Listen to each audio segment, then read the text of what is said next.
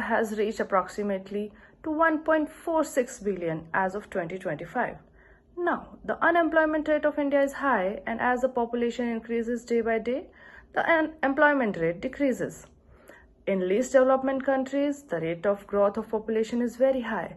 So far as the size of population is concerned, India ranks second next to China. Hello everyone, I am Anjna and I am a first year PGP student at IIM Trichy. I welcome you to today's discussion on a critical issue that affects us all: heavy population pressure and economic problem in India. The world's population has been growing at an alarming rate, and this rapid growth is putting immense pressure on our resources, infrastructure, and environment.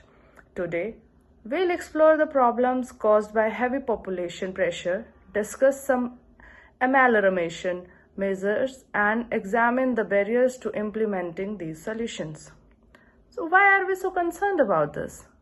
Heavy population pressure is a major concern because it leads to a range of problems. Firstly, it puts a strain on our natural resources such as water, food, and energy.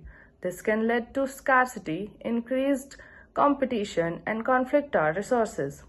Secondly, population pressure leads to urbanization, which can result in an overcrowding, poor sanitation, and increased poverty.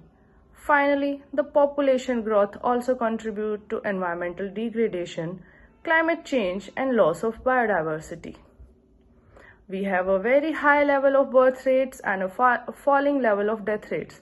In order to maintain a growing population, the administration needs to take care of the basic requirements of food, clothing, shelter, medicine, schooling, etc. Hence, there is an increased economic burden on the country. For example, in India, the population has grown from 350 million in 1947 to over 1.3 billion today. This rapid growth has put immense pressure on country's resources, infrastructure, and environment.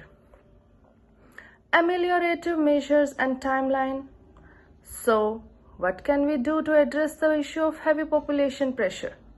Firstly, we need to promote family planning and education, particularly among women. This can help reduce population growth rate and improve health outcomes. Secondly, we need to invest in sustainable infrastructure such as renewable energy, efficient transportation system, and green buildings. Thirdly, we need to implement policies that promote resources, conservation, and efficient use. Here's a possible timeline for implementing these measures.